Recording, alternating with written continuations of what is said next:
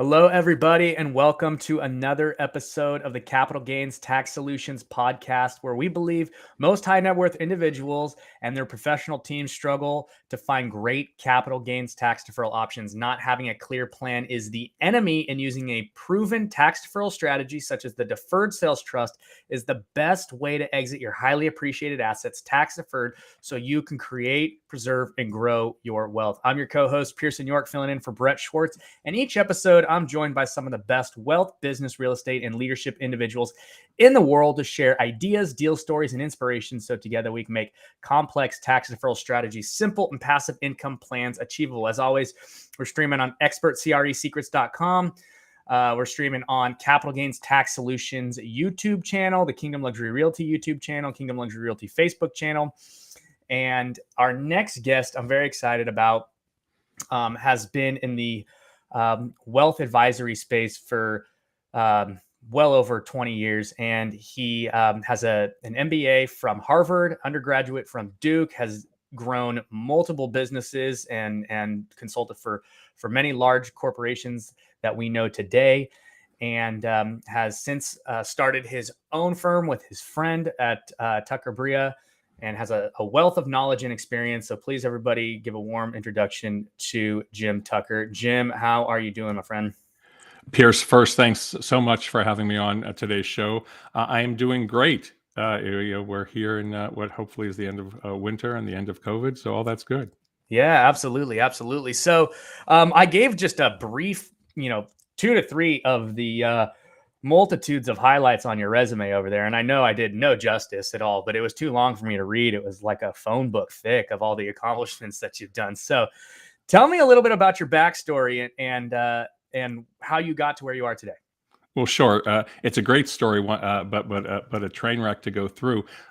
What I would say initially is that I consider myself a lifetime admissions mistake. So I have an undergraduate degree from Duke University and an MBA from Harvard. So you've mentioned that, and then I've had experience in the commercial banking space, the investment banking space, the institutional real estate management space for a large institutional player for their general account, as well as for their separate account for their outside investors, as well as being part of startups in the mall-based specialty retail space with Natural Wonders a number of years ago, and then also with a more recent public company, Avid Exchange, out of Charlotte, North Carolina. So with that, in 2003, I decided to get off an airplane and start an entry into the wealth management arena. Did that first with the large Wall Street firms, a couple of them, and then in 2013 with my lifelong friend, Pat Bria. We were both swimmers, both in Pittsburgh and at Duke University. And then we got together in 2013 to start Tucker Bria Wealth Strategies. And it's been nothing but positive events. Working with a great friend, as well as building a company and helping people, has been just fantastic since 2013. Yeah, absolutely. Awesome. So plethora of experience. What are one or two strengths or spiritual gifts that you have that have led you to be as successful as you are? Well, I think and thank you for the question. It's a great one. The strength that I feel I have, the superpower, is taking complex financial concepts and making them easily understood to my clients. And what is really important, what I always say when I'm introducing a concept to my clients, is that if you don't understand what I'm talking about, that's my fault. That's not your fault. And the best thing about this superpower is over the course of this podcast, all of your listeners will be able to figure out whether I actually do have that superpower or not, whether I can take a couple complex subjects that we're going to talk about and make them easily understandable. Yeah, absolutely. So before the show, we were talking about some of these complex tax deferral concepts that you had just briefly mentioned to me. So let's just dive right into that. What are some phenomenal tax deferral strategies that you're using with your clients today? Well, the best thing I'm going to provide your listeners and viewers with two actionable strategies that they can take with them and either use for their own personal experience or pass them along to family and friends. The two actionable items, the first is direct indexing, and the second is using your investment account as a collateral for a loan. So, direct indexing is where I'm ready to start. Any brief questions, or should I just dive right into it? Yeah. So what is it? Let's start there. Fantastic. Okay, what direct indexing is a way to invest in the S&P 500 and get some additional tax losses. So very simply, anytime I introduce a concept to clients, there has to be a value add or a problem that needs to be solved. So in the case of direct indexing, the problem that needs to be solved is over the last 10 years, and I'll use the S&P 500 as the example, there have been a great deal of gains across, whether it's just those five stocks everyone talks about on the technology space, but more generally, over the course of those 10 years, coming out of the financial meltdown of 2008, 2009, we've had a great run up in S&P 500. So what you have, at this point in time, hopefully, is a portfolio that you have some capital gains that you have to deal with. So you can sell them and a bunch of different strategies, to reduce capital gains. But how about if you had the ability to create tax losses even as you're growing your S&P 500 portfolio? And that's what direct indexing allows you to do. So is it different than like a tax loss harvesting strategy or? Well, it basically that's what it is. So let me sort of step back and give a brief history of where we've come as investors. We've started with mutual funds. Mutual funds are basically you pool your dollars with those of other investors, and then you have a manager who invests those dollars, and you get hopefully growth and returns from that. Now, what mutual funds require to have happen is what I call the December surprise.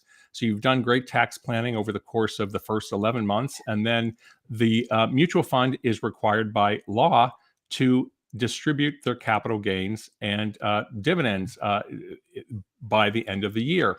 So you've done this great tax planning for 11 months, and then you have this December surprise where all of a sudden, hopefully, you only have a 1 to 3% capital gains event. But there have been times where those mutual funds have been in double digits, in 10, 13, and I've even seen 15% of NAV coming out as a December surprise. So mutual funds gave rise to Jack Bogle and the Vanguard strategy of, okay, let's do indexing. On the active passive, mutual funds, you have active managers. Index fund, basically S&P 500. You buy 500 stocks through an index, and then you just sit back and watch what happens, and hopefully everything goes up. And then when a company gets thrown out or enters the S&P 500, that's when you have a change. With that, you have great tax efficiency because you really don't have those December surprises. But you have the same issue that I just mentioned, that over the last 10 years, for example, that you have the S&P 500 growing very large. So you have this capital gains event. So let's, and the outgrowth from the index funds has been the exchange traded funds. Exchange traded funds have really just taken the indexing concept and grown beyond just the traditional indexes that we talk about. So you have things like a country fund or a sector fund, like a healthcare or technology fund, that you have maybe not an index that you can rely on, but you have a sector. So now that's all great. And now we have a situation where let's talk about investing in the S&P 500. So what I love about direct indexing is it's very comforting to talk to clients and say, hey, you're going to be invested in S&P 500 stocks. That's the first thing. It's not this complex strategy. So then what you have is a manager who doesn't buy the entire index, doesn't buy the 500 stocks. They ultimately look for within the sector to keep the sector balanced. So to have the right amount of energy exposure, the right amount of technology exposure, healthcare exposure, consumer discretionary, and what have you. And so what you then have is 125 to 200 stocks that you own. And that's the first piece and differentiation between going through a mutual fund or going through an index or ETF, where you as the investor are pooling your money with other investors. With direct indexing, with typically a requirement to have at least $100,000 into a separately managed account. So basically, you own the individual stocks in the portfolio. So that's the first piece to understand. You're buying the S&P 500. You own the 125 to 200 stocks that make up the subset of the S&P 500. What I love to say is that you have turned now an 8-page monthly report that you get from your brokerage firm into an 80-page report, because each of the individual 3 shares, 2.5 shares of Apple, of Microsoft, are now listed as opposed to one line of the Acme Mutual Fund. So that's the first piece. And that's fairly straightforward. You own own 125 to 200 S&P 500 quality stocks. So let me pause you there Sure. real quick, just so I can make sure I understand. So basically, you're saying instead of buying into a mutual fund, you just cherry pick the best stocks out of the S&P 500 and you just buy those. Right. Well, it's a manager who's doing this, so we're not doing it on our own. We could, but it's much easier to have a manager do that. So yes, so you have a manager that hopefully is cherry picking the best stocks within their sector, be it consumer discretionary, technology, energy. So you basically get to break it up off of the different categories or energy sectors or healthcare sector or whatever. You get to cherry pick the best ones, and you're creating your own little like, not fun, but your own basically portfolio of stocks that you like the best, and you have a little bit more control over them, or the manager does. Well, right. So the manager has control, and so now over the 10 years, let's hope that all 125 to 200 stocks have gone up. But in say 2015 or 17 or 19, as all boats are rising, there's probably 1 or 2 or 4 or 5 companies that have a restructuring going on, have some negative press. So the end of the month comes along, and their stock is actually down. So you've actually have a paper loss, an unrealized loss on that stock. And what the manager then does is the manager sells that stock that's gone down with the full intention of buying it back after 31 days and meeting the wash sale rules. And so you basically, that is direct indexing.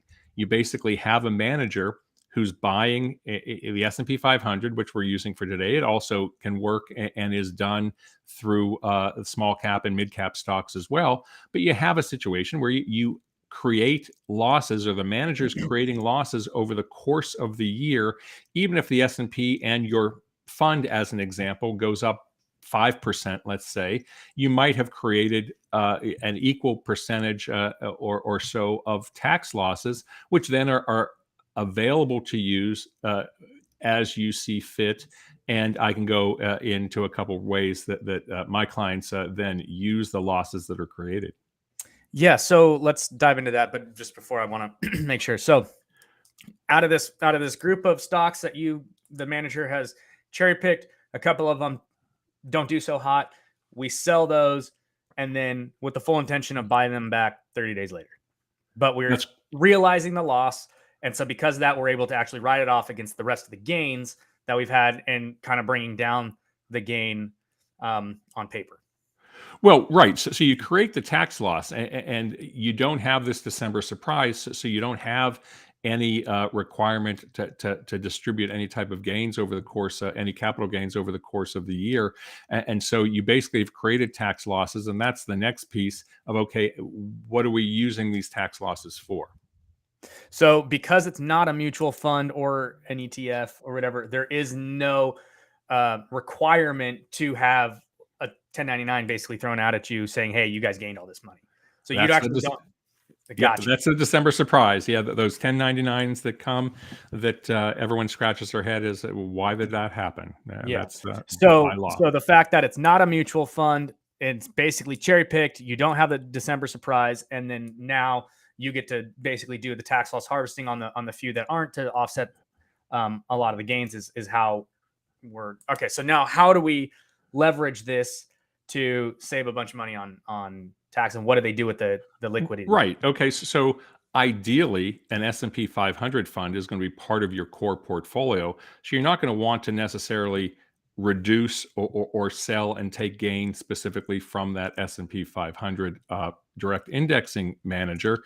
But what you might have, and many of my clients have, are concentrated positions. Concentrated positions either through stock options, and I had an example of a client who has $600,000 of Cisco stock, and there might be a gifting strategy for grandparents. Certainly down here in North Carolina, a number of grandparent generation bought bank stocks, and these community bank stocks have become part of one of the major banking institutions, and from that you basically have a zero cost basis in those stocks, but a ton of gain. And if you need cash, what you do is, and I use the example of $100,000 account, but a lot of my clients, because it is such a core holding, an S&P 500 holding, there might be 700,000, a million, $2 million of these of this position held. So you get some meaningful tax losses over the course of a year or a couple years, and then you can, outside of the S&P 500 direct indexed portfolio, you then start selling some of your concentrated positions, and then are able to offset some of the gain, the realized gain, with the tax losses that have been generated by this direct indexing portfolio. Gotcha. Interesting. Okay, so that's one strategy you use. You mentioned two actionable items. So what's the second one? The And do they second one, tie in together? sure. So the second one, the challenge or the problem that we're trying to solve is we have a portfolio that has a lot of gains, and we just have found this great real estate that we want to buy, but we have a down payment, or we don't want a huge loan, a mortgage loan. Interest rates are going up right now, what have you. So how can we get access to our money without creating capital gains by selling our investments in our portfolio? So the way that we do that is by pledging or collateralizing the investment account that we then use and get a loan against the value of our stocks. Now, this is not like a margin loan. So a margin loan is specifically taken out so that you can invest more money back into the stock market. A collateralized loan is referred to as a non-purpose loan, meaning that it cannot be used for securities investments. But I've had a number of clients who have gone through this process and have created this line of credit that they can access, say, $1 million, for a down payment, or for a large portion of their real estate need, without selling and creating any capital gains on their portfolio. Typically, the loan to value rate is somewhere around 60 to 65%.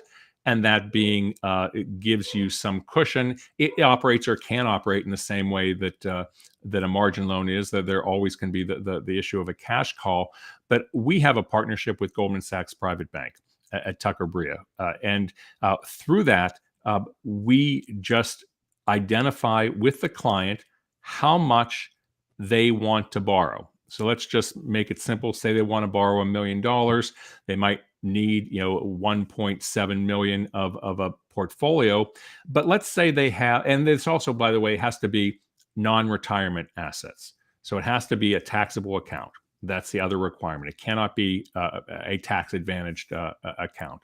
So it can't So be an IRA or a self-directed IRA or anything like that. that's correct. That's correct. It needs to be a taxable account. But let's say you have a $5 million taxable account. Well, you don't need to pledge the whole thing. What I do on a regular basis is carve out a portfolio that or an account, create a second account that may only have that $1.7 million in it, that allows the additional, in my example, $3.3 million of that $5 million account to stay totally unencumbered by this collateralized loan. So very straightforward. Yep. What I like to do, and the benefit here is that my clients don't need to worry about taking their loan away from me as their financial advisor and putting it with the bank. That then has control a lot of times over the trading in that account. I'm free to trade the account that's been collateralized. I just can't, or I need to go through a process if I'm going to take money out of the account. So it's very simple. The other thing that is loved by all of my clients, and I'm sure your listeners will jump at this, there are 3 questions that need to be answered. You do not need to go back 5 years of your financial life and give them to a Nice. bank lending officer. They're basically 3 questions. Everything's done in the background between the asset custodian from Tucker Bria, which is NFS, and the Goldman Sachs back office, and then it's done. So the other great piece of this is that it's an evergreen loan. By that means you don't have a repayment schedule. All that you're required to pay off in any month is the interest. And the interest is set depending on the size of the loan. The loans can be for as little as $75,000, and it's basically a line of credit. It's not even a loan, because there are no fees associated with this. So it's not like you have a commitment fee that you're going to pay 1% to have this access to this line of credit. There are no commitment fees. You literally 3 questions, you have it set up. We have a number of clients who have this collateralized loan set up on their accounts, and they've never drawn on it. It's just there for, in today's real estate market, there's a lot of, hey, can I give you cash now? And how quickly can I get the cash? There's no requirement to have long lead times. Basically, it's money that's available to you for, again, real estate is the big use that I see with my clients on using it, especially in this type of market where having cash is king as you're in 20, 30, and 40 bid auction competition. Of course.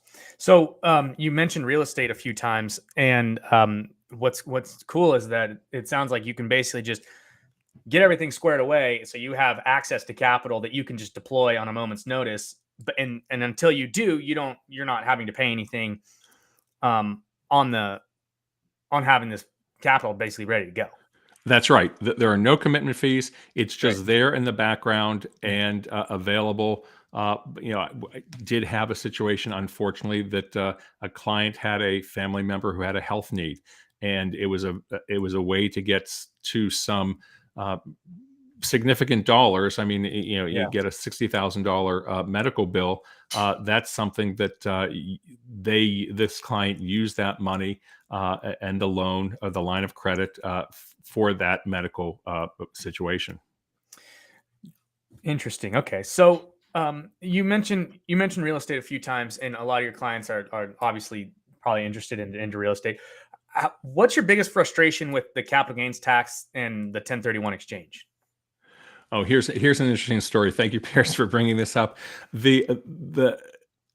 I am a financial advisor who also is a real estate investor, and what I can share, and I do share all the times, a couple things with me is clients who have real estate who come to me as to be their financial advisor, because my first question isn't, gee, why don't you sell all your real estate and let me invest it? Because that's not how you make true wealth in our country. The way you make true wealth in our country is by having some real estate. And as long as you have the stomach the cash flow, and can handle, depending on the type of real estate you want to get involved in. So that's the first piece. The 1031 exchange is certainly out there, certainly available. As I entered the real estate investor market in 2008, 2009, I went to a friend, an acquaintance who had over 350 single family and multifamily units in his portfolio. I'm nowhere near there, nor do I have the capital or time to get there. But I asked him about, okay, give me the tax strategy that you use with all your portfolios, and how do you to use the 1031 to take one property and delay the capital gains. And he said, "What's 1031?" And what he shared with me was that as a real estate investor, from his perspective, when the depreciation goes away, he's more than happy to pay the ongoing tax on the property, because he knows the property. And he knows the property, and the issue of doing a 1031, again, it's just how you're wired. In the 1031 opportunity, again, I'm assuming all your listeners know what that is, but for those who may be joining us for the first time, who may not know, that's when you take a appreciated property, a real estate property, and you exchange it for another property. And by exchanging it and staying within the real estate universe, you delay the payment of the capital gains on that real estate property. Yep. So it 100% is a very valuable strategy for a number of individuals, real estate investors, who are wired to want to get those depreciation dollars and delay the tax man as it relates to when depreciation goes away, and you're really in a position where you have to start paying tax on that. The other strategy, which actually is the one that I'm now following, is from my friend, incredibly successful. He lasted in the emergency medicine field for, I think, 6 months, and then he became a real estate investor. His view is that it's not about the tax issue.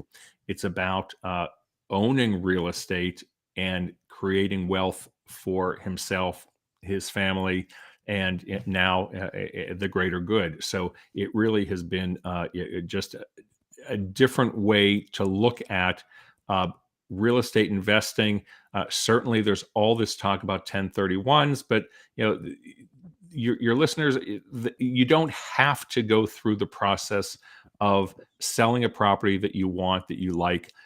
You also don't want to, obviously get an emotional attachment to any property. But from the standpoint of 1031s, absolutely a great strategy if you want to pursue that.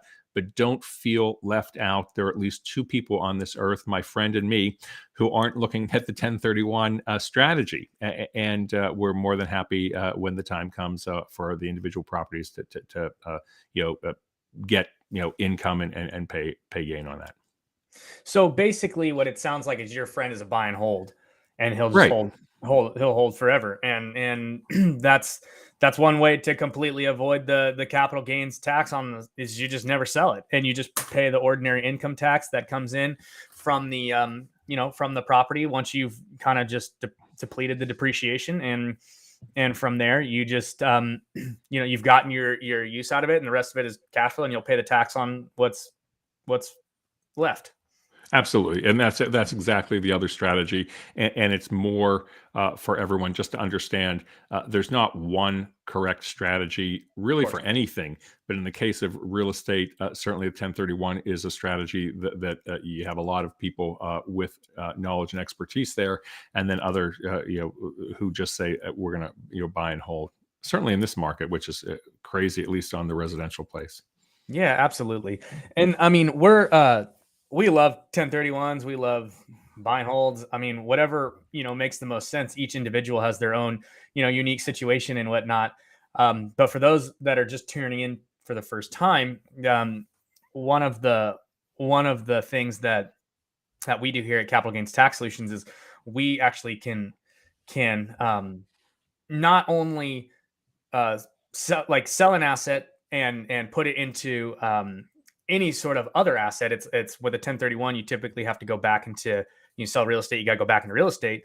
But with our strategy, the Deferred Sales Trust, you actually don't have to go back into real estate. You can go back into any sort of investment period. So it can be stocks, it can be bonds, it can be Bitcoin, it can be business, it can be real estate, and you're not constricted with this time horizons. And then when you what you're talking about, Jim, and you basically will just eat the rest of the income tax, right?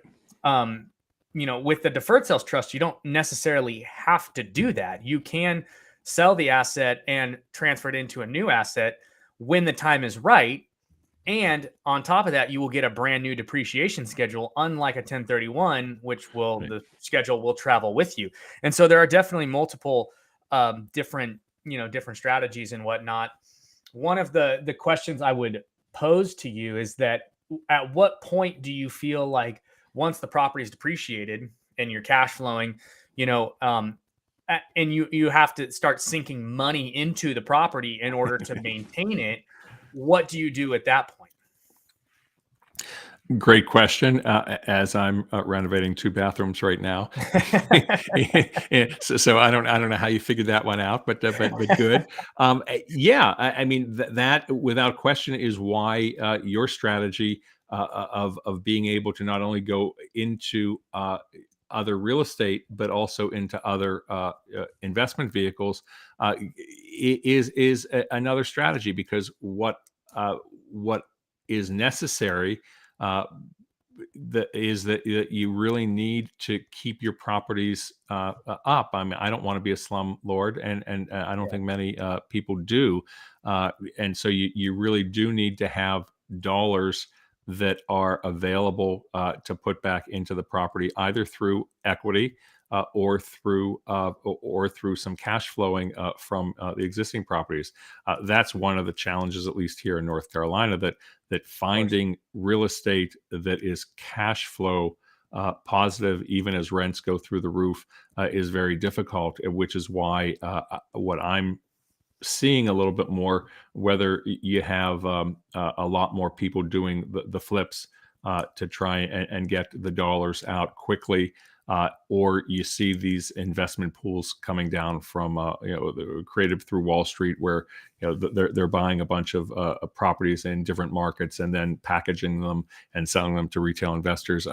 Those are always, again, from my perspective, not the pond I fish in. So I don't know the details around those and the success rate of them. But things that to your point, I mean, you have a specific product that is probably very attractive to a number of listeners and a number of real estate investors, because of the need to stay 2 steps ahead of the tax man, as well as the issue that you bring up is that it's a depreciating asset, not as bad as a car, for example, but you have to keep the property up. And if you're in the tenant landlord space that I'm in, that can be challenging at times.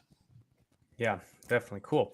Well, Jim, I know that we're kind of getting low on time here, so I'm gonna bring you into the lightning round really quick, and then I will get you out of here. So, what is your favorite leadership quote?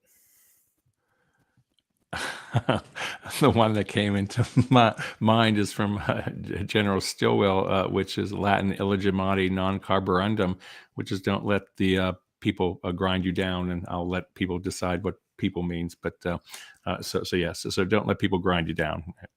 Nice. Okay, what's your favorite book? My favorite book is one I'm the recent book. I wouldn't say it's the favorite book, but one that was meaningful to me was the Tree of Life shooting in Pittsburgh, Pennsylvania, which I had the opportunity to read. I obviously had a lot of friends, family who were members of that horrific event with a gunman killing a number of worshipers. So that's something that not to be a downer, but something that was very meaningful to me. Okay, great. And what are you most curious about right now? Crypto.